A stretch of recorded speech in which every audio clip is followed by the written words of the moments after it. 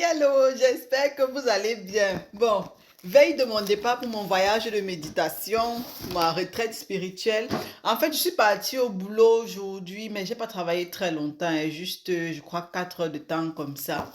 Parce que de toutes les façons, j'avais des heures supplémentaires, quoi. J'avais en fait aujourd'hui une réunion super importante le matin, donc je suis allée pour la réunion. Après, j'avais le point à faire avec mon chef, quoi. Donc, je suis restée pas longtemps au bureau, je crois juste 4 heures de temps, de 7h30 à, je sais pas, peut-être midi comme ça, max, j'étais déjà à la maison, quoi.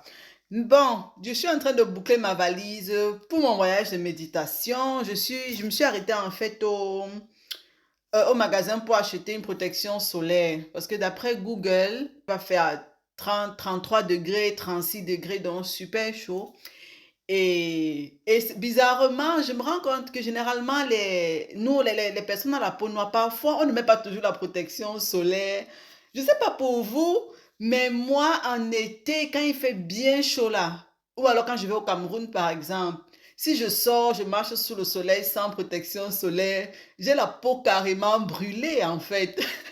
Je ne sais pas si c'est le cas pour vous également. En fait, quand je suis au Cameroun, ou alors ici en Allemagne en été, quand je sors, si je pars peut-être au parc avec les enfants, à l'espace de jeu, bref, si je reste vraiment longtemps sous le soleil, en fait, dehors, si je n'ai pas mis de protection solaire, le soir, quand je vais rentrer, tu vas voir vraiment la différence entre, par exemple, entre mon visage et mon cou, et par exemple, ma poitrine, quoi, tu vois. Ou bien, si j'avais une tenue, genre avec les manches comme ça, tu vas voir les traces partout. Tu vois vraiment la différence entre les endroits qui ont été protégés et les endroits qui ont été exposés au soleil, quoi. Quand j'étais au Cameroun, par exemple, et que je mettais tout le temps une protection solaire, il y a des gens qui étaient étonnés tout le temps que, que c'est les trucs des blancs, que tu mets la protection solaire, c'est les trucs des blancs, alors que c'est bizarre, mais moi, en fait, quand il fait vraiment chaud, ça me brûle la peau. Et bon, pareil pour les enfants, généralement, quand ils sortent, même quand ils sont à l'école le matin, quand on les lave, là, quand il fait chaud, on les met toujours la crème normale et après on met directement la protection solaire au-dessus, sur leur peau, quoi, avant de les habiller. Et généralement, ils ont également des protections solaires à l'école au cas où ils en ont besoin. Bon, en gros, je suis allée acheter ma protection solaire.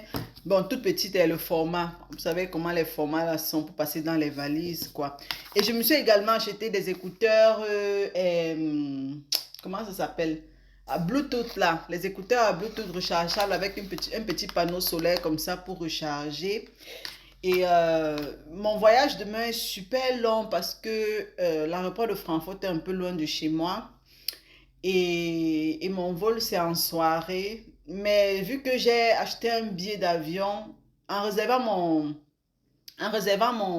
voyage, j'ai eu également droit au transfert, quoi, au transport de la maison à l'aéroport. Donc demain, je vais quitter super tôt. Je vais laisser ma voiture à la gare. Je vais aller en train, quoi, à l'aéroport.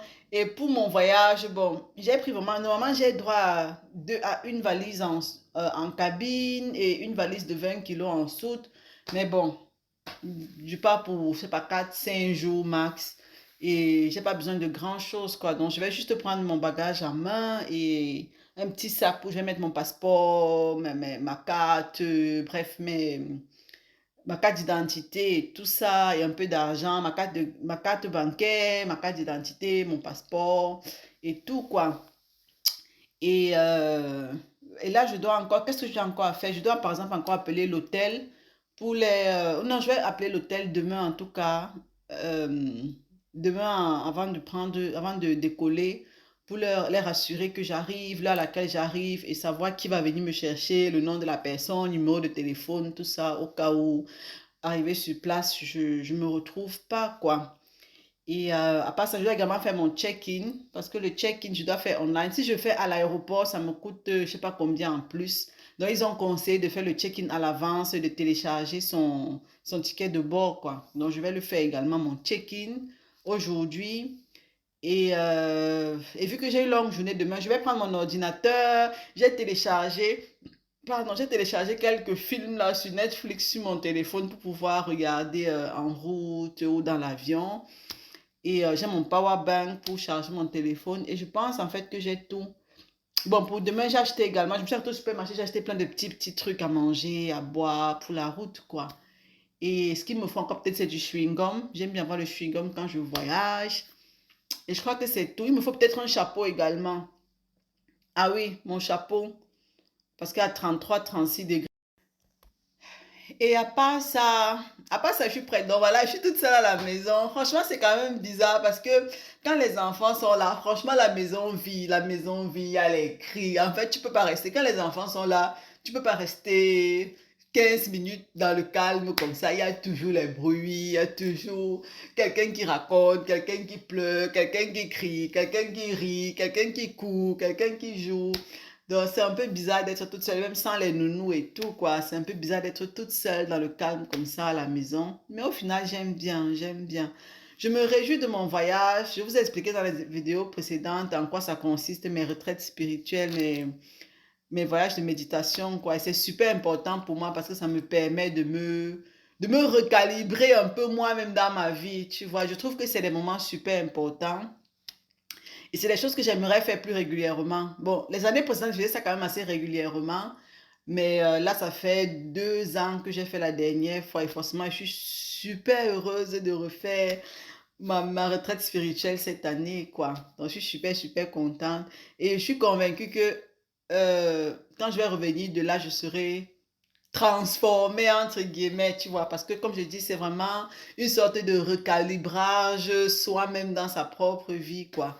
Et je pense que c'est super important de prendre vraiment du temps pour réfléchir posément, calmement à sa vie, à ce qu'on veut faire, à où on va, comment on va y arriver et tout, c'est super important, quoi. Si vous voulez suivre mon voyage de méditation, si vous voulez savoir comment je fais ma retraite spirituelle, les thèmes que j'aborde et tout ça, n'hésitez pas à cliquer sur ce hashtag-ci, alors de rechercher ce hashtag-ci sur Facebook et vous aurez toutes les vidéos concernant ma retraite spirituelle.